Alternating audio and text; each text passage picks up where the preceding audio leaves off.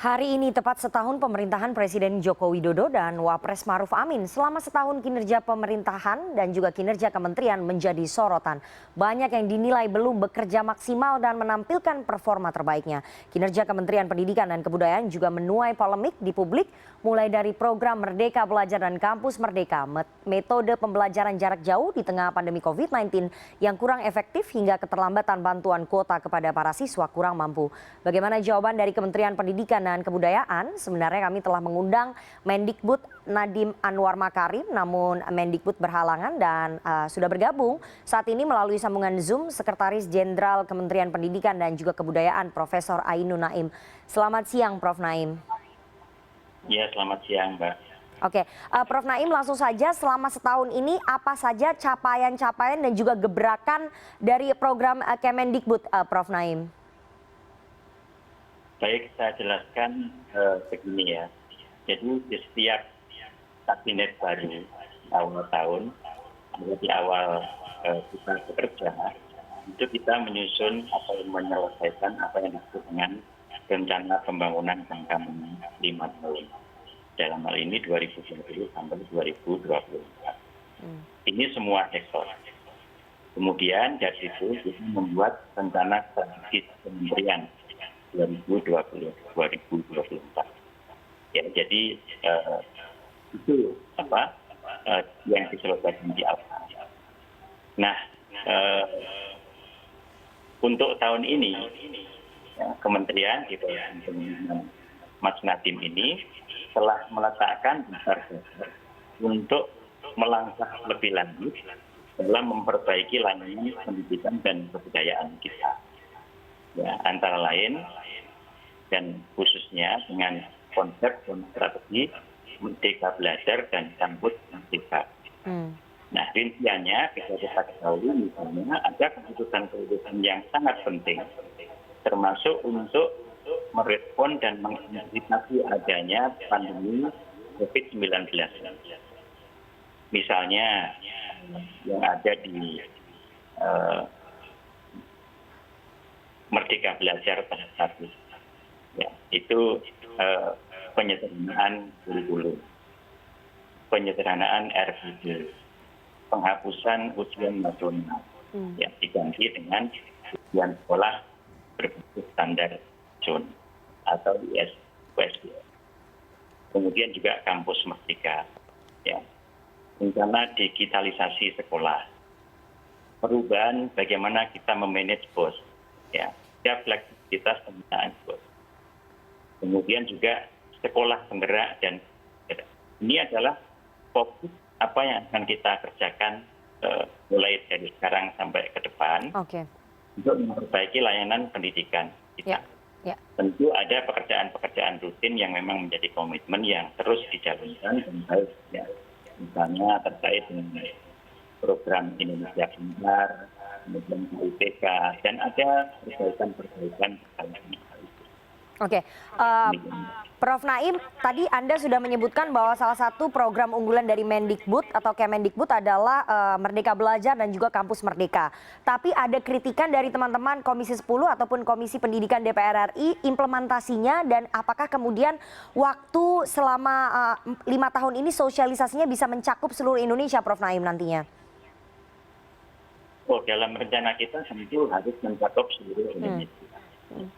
Dan perlu diketahui bahwa yang namanya pendidikan itu bukan sesuatu yang bisa instan. Ya. Kita kerjakan sekarang jadi lihat hasilnya. Itu. Kita harus melihat proses. Dan proses itu bisa jangka panjang. Tapi yang jelas seperti saya katakan tadi, kita itu sekarang sudah berhasil meletakkan dasar-dasar yang sangat penting. Yang terangkum dalam konsep Merdeka Belajar itu.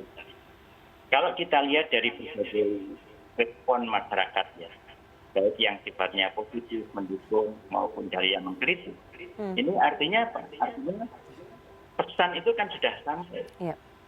Pesan ada konsep, ada strategi Merdeka Belajar itu sudah sampai. Terbukti mereka merespon. Dan kita juga dapat respon yang sangat antusias dari sekolah, kepala sekolah, guru, dan sebagainya. Oke.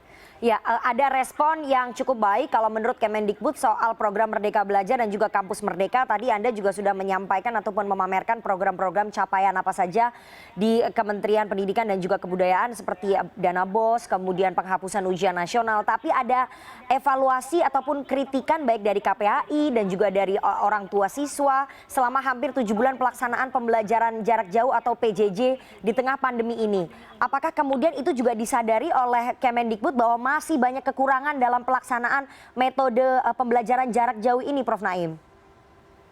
Oh ya, tentu.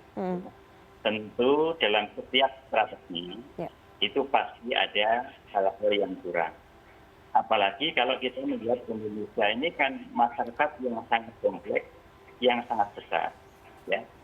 Kita itu punya size atau ukuran masyarakat pendidikan yang salah satu terbesar di dunia ini. Jumlah siswa kita, guru kita itu kan bisa sampai 60 juta. Ya.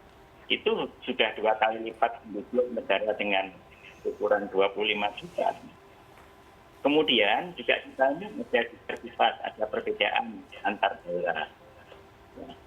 Sehingga mungkin satu strategi itu implementasinya harus dimanage demikian rupa, sehingga tujuan pendidikan untuk memberikan pendidikan yang berkualitas dan berkeadilan, yang mana semua dapat akses, ya itu memang tidak mudah. Dan tentu kritik itu sangat membantu kita memperbaiki apa yang kurang.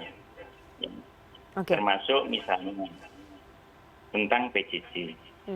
Memang ada di antara masyarakat kita yang tidak mempunyai atau belum mempunyai akses internet. Nah ini bisa kita tutup dengan cara lain. Ya. Misalnya kita punya siaran televisi edukasi, kemudian siaran edukasi melalui radio. Kita juga berhasil memobilisasi semua resources, termasuk yang dimiliki industri dan masyarakat, untuk sama-sama berkontribusi menjamin keberlangsungan layanan pendidikan. Ini juga suatu yang luar biasa, saya kira, yang dimotori oleh Mas Menteri untuk memobilisasi masyarakat ini. Dan itu mereka menyediakan dengan tanpa biaya demi untuk keberlangsungan pendidikan supaya tidak ada loss of learning. Dan ada kreativitas juga dari daerah, ya, jangan dilupakan. Dan kita tidak bisa mengabaikan peran daerah. Apalagi pendidikan dasar dan menengah ini adalah tanggung jawab pemerintah daerah. Di daerah-daerah termasuk di desa-desa itu banyak kreativitas untuk menjamin keberlangsungan pendidikan ini. Di daerah-daerah sebetulnya banyak kreativitas yang bisa menjamin keberlangsungan pendidikan, tapi pada faktanya banyak yang mengkritik juga ada keterlambatan kebijakan yang dikeluarkan oleh Kemendikbud dalam memberikan bantuan kuota kepada siswa yang kurang mampu. Apa kendalanya dan kenapa begitu lama, Pak Sekjen? Ya, jadi kan apa yang terjadi dengan pandemi ini kan juga tidak ada yang memprediksi kan. Ini kan relatif mendadak. Kemudian sebetulnya kita tidak terlambat ya. Itu diumumkan ada masalah virus di Indonesia. Mas Menteri kan langsung mengeluarkan kebijakan fleksibilitas penggunaan dana BOS. Ya, jadi dana BOS itu bisa digunakan untuk memfasilitasi pembelajaran jarak jauh atau cara-cara lain perlu dana untuk menjamin keberlangsungan pembelajaran. Kita juga waktu itu mungkin juga belum punya peta yang komplit. Kemudian siapa dan berapa kebutuhan internet. Sehingga baru bulan September kemarin kita mengeluarkan bantuan subsidi internet. Ya, dan proses perencanaan dan penganggaran itu pun harus dirancang sedemikian rupa. Tapi kalau kita lihat dari survei, ya respon masyarakat sangat bagus terhadap subsidi internet ini. Ya, terakhir Prof. Naim, ke depannya apa program-program yang akan dilakukan ataupun diluncurkan oleh Kemendikbud mengingat vaksin COVID-19 sebentar lagi menurut pemerintah sudah akan ada sehingga kemungkinan besar kegiatan belajar mengajar atau KBM tatap muka sudah bisa dilakukan. Program prioritas yang akan dilakukan oleh Kemendikbud selama 1 tahun ke depan akan seperti apa, Pak Sekjen? Jadi begini, kita sudah punya pedoman bagaimana menjamin keberlangsungan pembelajaran. Antara lain dan terutama adalah keputusan bersama 4 menteri, yaitu Menteri Pendidikan dan Kebudayaan, Menteri Agama, Menteri Kesehatan, dan Menteri Dalam Negeri. Di situ dijelaskan, diberikan petunjuk, arahan bagaimana menjamin KPM selama masa COVID maupun kalau COVID ini sudah selesai. Artinya kalau daerah itu hijau, itu boleh membuka kelas. Dan tentu dengan protokol kesehatan masih tetap dilakukan. Kemudian fokusnya di mana? Kita itu fokus pada tadi yang sudah saya sampaikan. Merdeka Belajar, Kampus Merdeka, penjabarannya lagi adalah sekolah penggerak, guru penggerak, kemudian matching dengan industri, ya, kemudian perluasan dan fleksibilitas definisi belajar, definisi IKS bagi kampus atau bagi mahasiswa. Mahasiswa kita beri peluang untuk mengembangkan diri belajar seluas-luasnya. Di luar kampus, di tinggi lain, di industri, di masyarakat, semua itu bisa kita hitung sebagai pemenuhan kurikulum untuk mencapai degree program mereka. Oke. Nanti kita tunggu bagaimana kinerja dan juga sepak terbang Mas Menteri bersama dengan Kementerian Pendidikan dan juga Kebudayaan selama 1 tahun ke depan. Semoga akan semakin banyak gebrakan-gebrakan dari hasil evaluasi dan juga masukan dari beragam elemen masyarakat agar kinerja dari Kementerian Pendidikan dan juga Kebudayaan semakin membaik untuk tahun-tahun mendatang. Begitu ya, Pak Sekjen Profesor Ainun Naim, Sekjen Kementerian Pendidikan dan juga Kebudayaan. Terima kasih sekali waktunya kepada CNN Indonesia News Hour siang hari ini.